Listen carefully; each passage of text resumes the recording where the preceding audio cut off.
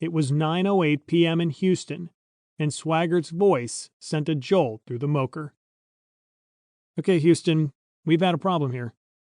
At almost the same instant, Guidance Officer Will Fenner became the first controller to report an accident-related issue to Krantz over the flight director's loop.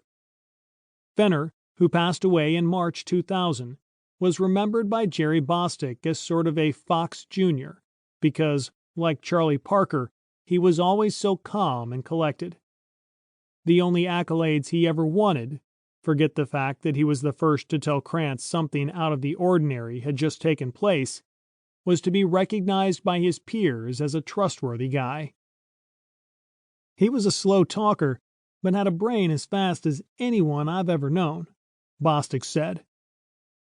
Fenner never seemed to get excited, and his slow Texas drawl did not betray any panic over the flight director's loop to Krantz. "We've had a hardware restart. I don't know what it was."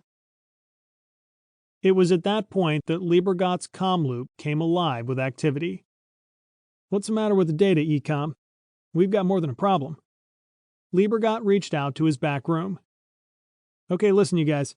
We've lost fuel cell 1 and 2 pressure." Loosma had been turned around in his chair talking to Krantz offline when Swaggart turned the world upside down. He heard one of the crew say something, but was not quite certain who it had been or what they had said. "This is Houston. Say again, please." This time, it was Lovell who called down from Odyssey. "Houston, we've had a problem. We've had a main bus B undervolt."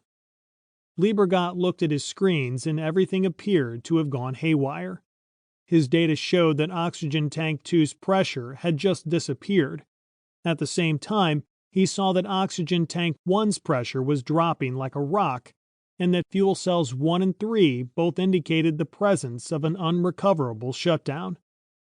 That rendered them useless for the remainder of the mission. The situation was getting worse by the second. Without a power source, main bus B went down. That silenced all electrical equipment connected to that power distribution point.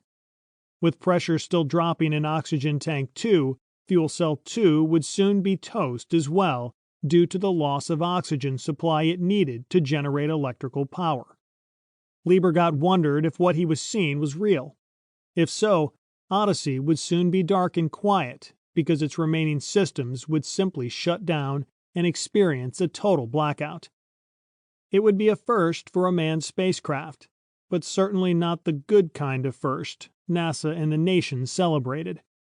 The fuel cell systems were the main source of power and drinking water for Odyssey, and the oxygen tanks were the sole supply of breathable oxygen for the crew. There was no other way to put it. The situation at hand was bleak and getting bleaker.